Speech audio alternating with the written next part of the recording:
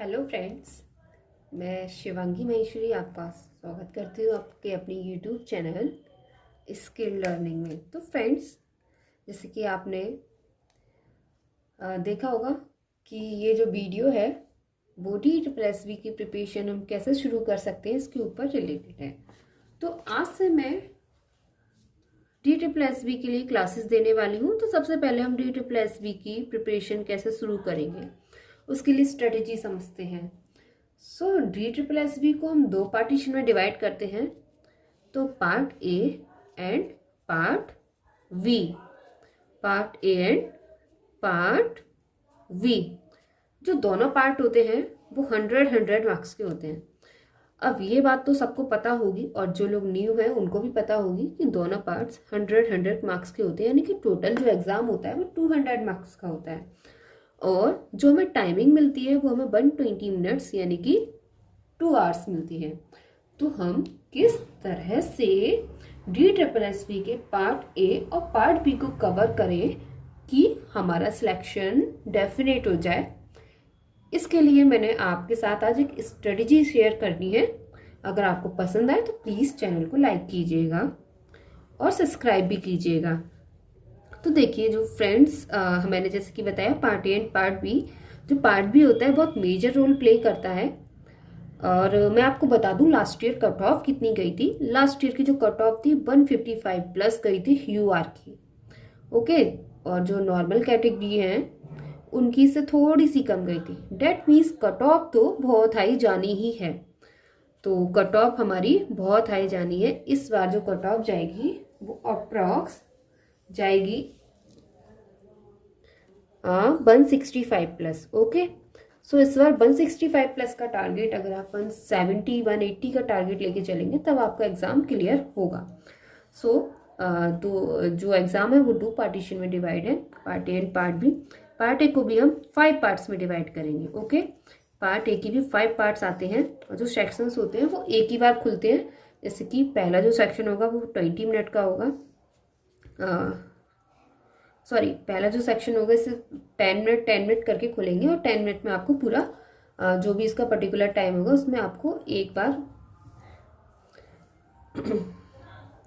जो सेक्शंस होंगे वो खुलेंगे और आप उसे एक लिमिटेड टाइम के अंदर कंप्लीट करेंगे। देन वो सेक्शंस आप जैसे ही एक सेक्शन कंप्लीट कर लेंगे उसके बाद आप उस सेक्शन में वापस नहीं जा सकते। ये DSSB के जो क्वेश्चन पेपर खुलेगा तो उसका ये रूल है। आपका एक बार जो सेक्शन आपने कर लिया वो सेक्शन करने के बाद आप उस सेक्शन में वापस नहीं जा सकते। तो जो सारे सेक्शंस होते हैं, जो शुरू के 4 सेक्शंस होंगे वो 20 मार्क्स के होंगे और जो लास्ट वन होगा वो होगा 40 मार्क्स का। डेट मीन्स इन सबको मिला के 100 हमारे मार्क्स हो जाएंगे। सो जो लास्ट वन है जीके। अभी मैं आपको जीके के बारे में बताऊंगी आप कैसे जीके को कवर अप करेंगे। फिर जो फर्स्ट है maths, English, Hindi and reasoning. So जो मैथ्स है वो भी 20 मार्क्स की, इंग्लिश भी 20 की, हिंदी भी 20 की, रीजनिंग भी 20 की और जीके हमारी 40 मार्क्स की है। सो मैथ्स के लिए आप ये मत सोचिए मैथ्स बहुत इजी आने वाली है। DSSB में लास्ट ईयर तो काफ़ी ठीक दी थी मैथ्स। आप 8th क्लास तक की अगर आप RS अग्रवाल की बुक कर लेते हैं तो आप मैथ्स को काफ़ी हद तक सॉल्व कर पाएंगे। लगभग आप टारगेट रखिए मैथ्स में, अगर आपकी नॉर्मल भी है तो भी आपको 16 प्लस लेके आने हैं और अगर नॉर्मल नहीं है तो आपको 14 प्लस तो लाने ही है, वरना काम नहीं चलेगा।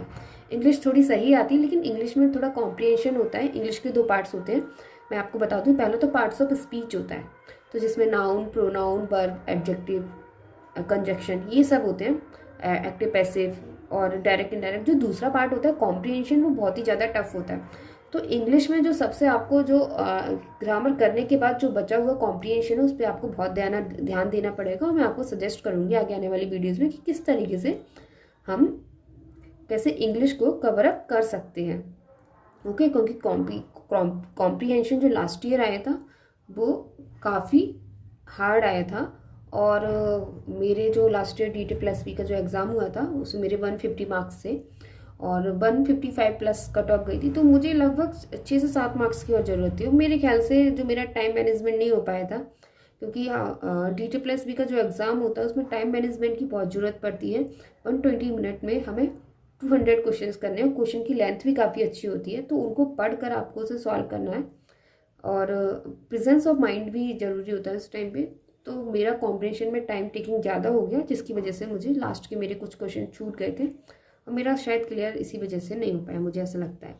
तो कॉम्प्रिहेंशन के लिए आप डेली एक पैसेज पढ़िए। वो पैसेज इजी से शुरू कर सकते हैं, धीरे धीरे आप फिर टफ की तरफ जाइए। और काफ़ी सारे चैनल्स हैं, मैं आपको सजेस्ट करूँगी, उनसे आप इंग्लिश कर सकते हैं। हिंदी के लिए आपकी हिंदी ठीक ठाक ही होगी, फिर भी हिंदी को रूटीन में पढ़ना है। रीजनिंग के लिए रीजनिंग 20 मार्क्स की आती है।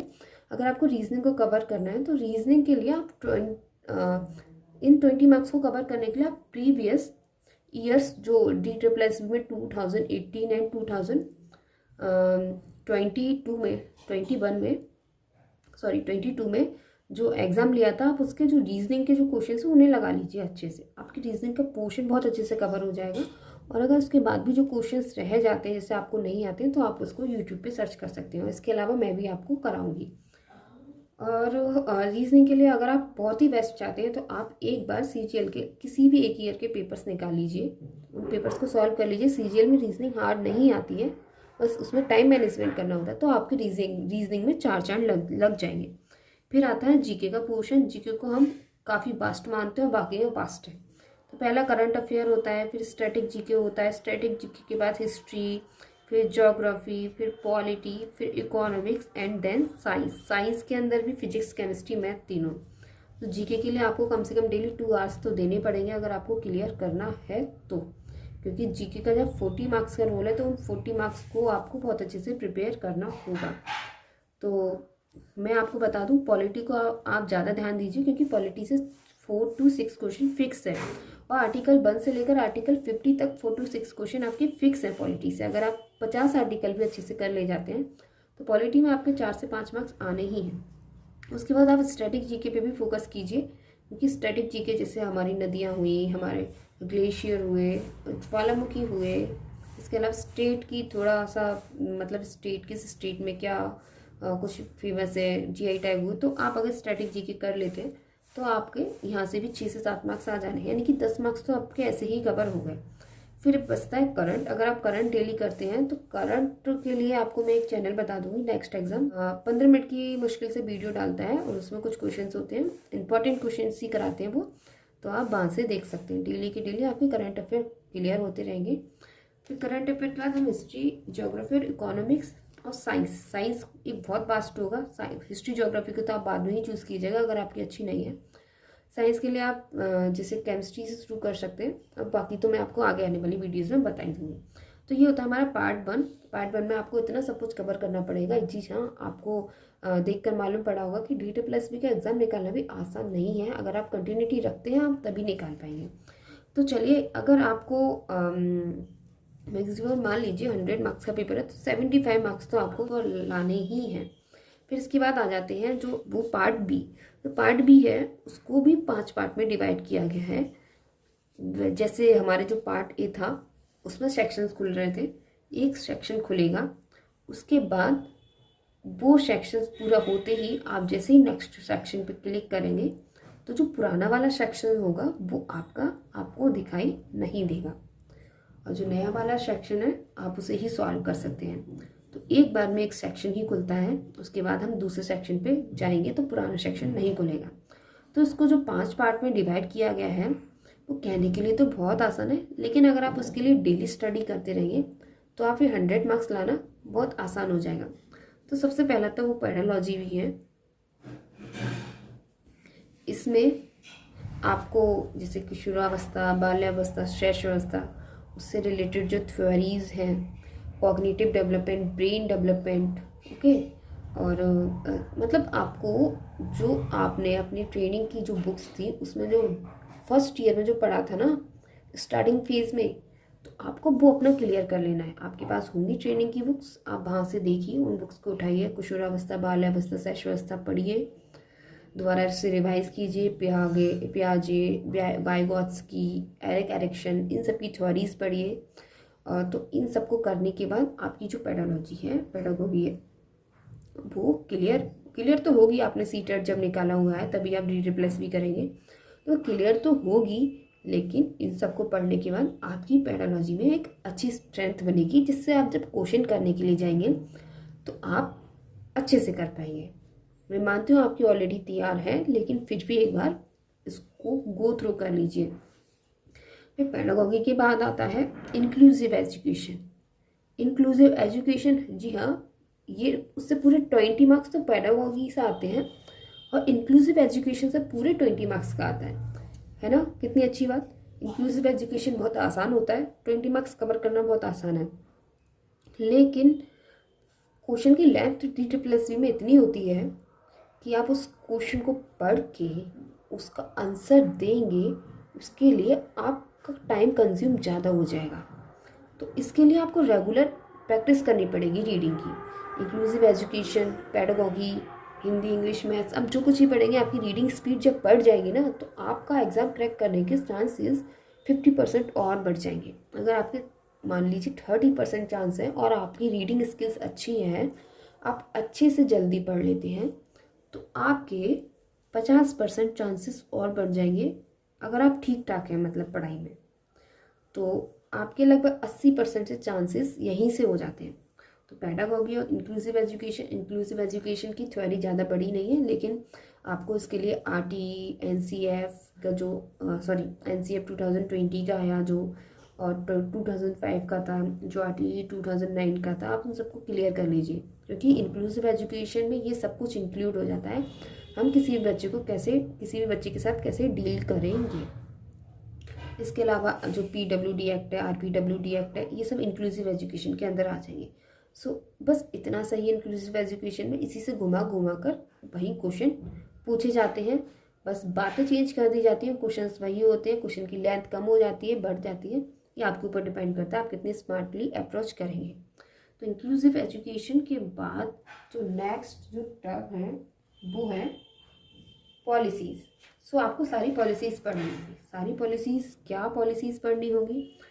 पॉलिसी के अंदर जैसे अभी जो गवर्नमेंट ने, अब क्योंकि थोड़ी जनरेशन चेंज हो रही है, डिजिटलाइजेशन ज़्यादा हो रहा है, तो गवर्नमेंट ने कुछ ऐप्स निकाली हैं, है ना। जैसे कौन सी ऐप्स निकाली हैं? दीक्षा है ना, और इसके अलावा और भी बहुत सारी ऐप्स हैं।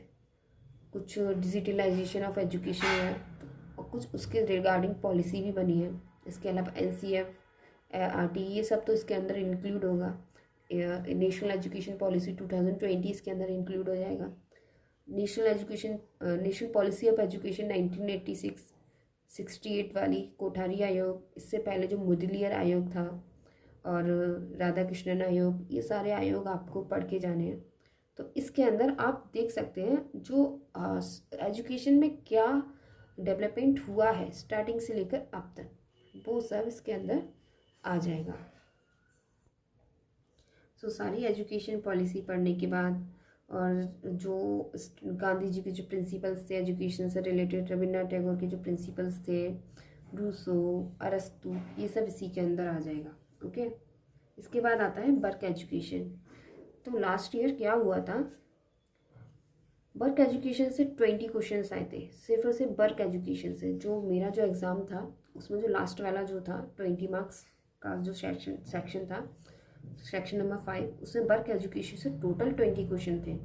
उसमें बस यही सारी बातें थी कि आर्ट से रिलेटेड की बुनियादी शिक्षा और कुम्हार, ये सारे क्वेश्चंस मतलब इस तरीके से इंक्लूड थे।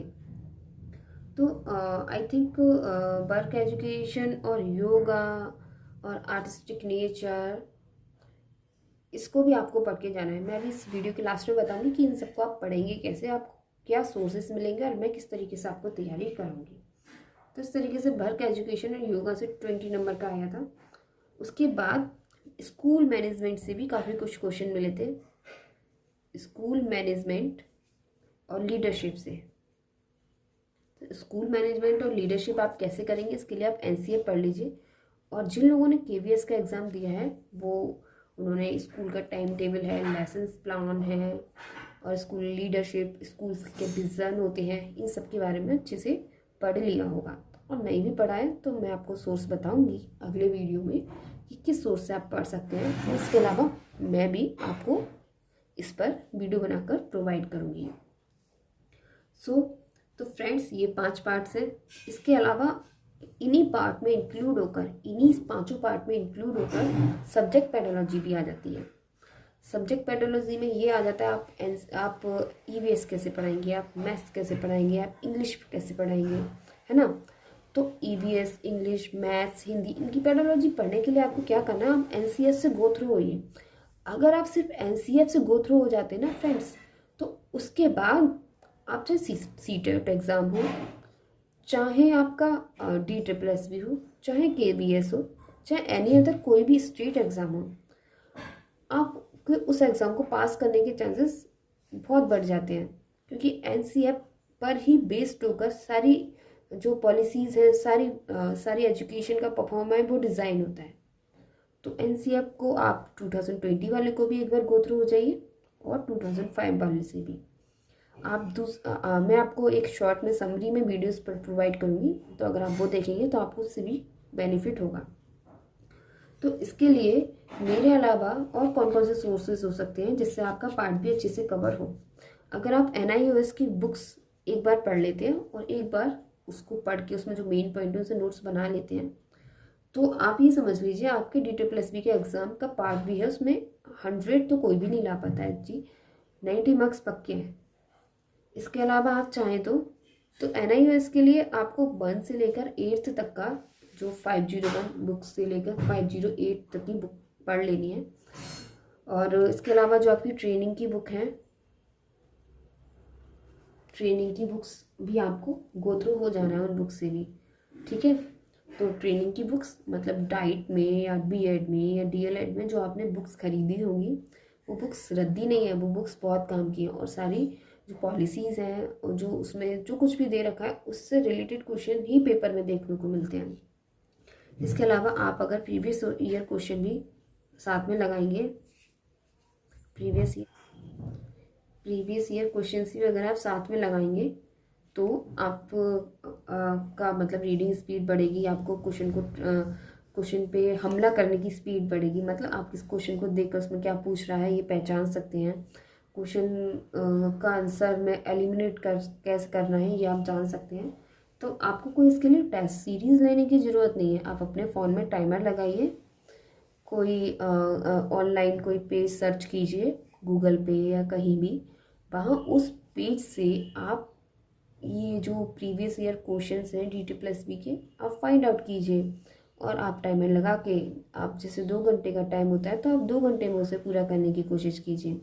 आप चाहें तो एक दिन में 1 घंटा भी रख सकते हैं, पार्ट एक दिन में कर लिया, पार्ट भी दूसरे दिन में कर लिया, लेकिन हाँ कंटिन्यूटी बहुत ज़रूरी है। बिना कंटिन्यूटी के हम चाहे हमारे पास कितना भी अच्छा माइंड हो, हम चाहे कितने भी होशियार हैं, हम कोई भी एग्ज़ाम क्लियर नहीं कर सकते। किसी भी एग्ज़ाम को क्लियर करने के लिए सब चीज़ों से ज़्यादा ज़रूरी होता है कंटिन्यूटी, प्रीवियस ईयर क्वेश्चंस और हमारी प्रैक्टिस। हम एक बार पढ़ के, मान लीजिए मैं एक पर्सन हूँ, मुझे बहुत जल्दी चीज़ें लर्न नहीं होती हैं, मुझे बहुत जल्दी चीज़ें समझ में नहीं आती हैं, लेकिन अब मैं उन चीज़ों से अगर बार बार गो थ्रू हो रही हूँ, डैट मीन्स मैं बार बार रिवीजन कर रही हूँ, तो मेरे माइंड में उन चीज़ों के लिए एक पिक्चर इमेज बननी शुरू हो जाएगी और मेरे कॉन्सेप्ट उस चीज़ को लेकर खुद ही क्लियर हो जाएंगे। तो सिर्फ मुझे क्या करना है, मुझे और लोगों से हटके क्या करना है, मुझे सिर्फ रिवाइज ही तो करना है, और रिवाइज करके मैं और लोगों से आगे भी निकल सकती हूँ। अगर मैं प्रीवियस ईयर क्वेश्चंस करती हूँ तो मुझे पेपर पैटर्न बहुत अच्छे से पता चल जाएगा, जिससे पेपर टाइम में मुझे टेंशन नहीं होगी, मैं पेपर को स्मार्टली अप्रोच कर पाऊँगी जब मेरे सामने स्क्रीन पे होगा। और अगर ये सब अगर मैं करती हूँ तो मेरा ऑलरेडी ये तो फिक्स है, मेरा एग्ज़ाम ज़रूर क्लियर होगा। और इसके अलावा आप सीटेट के प्रीवियस ईयर के क्वेश्चंस भी लगा सकते हैं, अगर इससे भी आप संतुष्ट नहीं हैं तो। मैं तो मानूंगी अगर आप इतना सब करते हैं तो आपके DSSB का जो एग्ज़ाम है वो ज़रूर पास होगा, और ये 100% गारंटी दे रही हूँ। कल से हम शुरू करेंगे जो बल्क एजुकेशन है और योगा है, उस पर पहले मैं क्लास दूंगी, आपके 20 मार्क्स कवर कराऊंगी। कुछ नहीं है, NIOS की बुक की जो समरी है वो मैंने खुद पढ़ी हुई है NIOS की बुक्स, और उसकी समरी मेरे पास है, और कुछ मुझे बनाना भी बाकी भी है।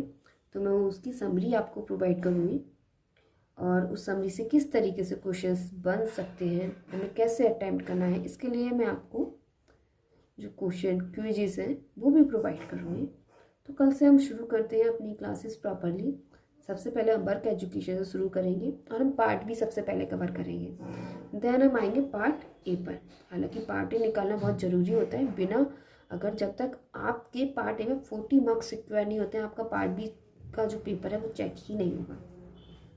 सो पार्ट ए निकालना बहुत ज़रूरी है, लेकिन पार्ट ए पर हम एक स्मार्टली अप्रोच करेंगे कि हम कम मेहनत में कैसे ज़्यादा फ्रूटफुल अपना जो रिज़ल्ट है वो पा सकते हैं। सो धीरे धीरे शुरू करते हैं। कल से मैं वर्क एजुकेशन पे शुरू करूँगी। योगा, वर्क एजुकेशन एंड जो भी NIOS की बुक्स में जो भी इससे रिलेटेड समरी है वो मैं आपको प्रोवाइड करूँगी।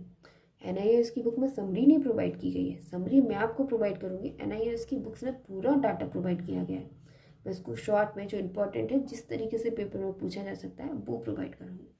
ओके, तो अगर आपको ये वीडियो पसंद आई है तो आप इस चैनल को लाइक ज़रूर कीजिए, सब्सक्राइब ज़रूर कीजिए और मेरी वीडियो को लाइक ज़रूर कीजिए, ताकि मैं आपको और कंटिन्यूटी में वीडियो प्रोवाइड करूं और आपकी तैयारी में मैं एक छोटा सा, बहुत छोटा सा योगदान दे पाऊँ।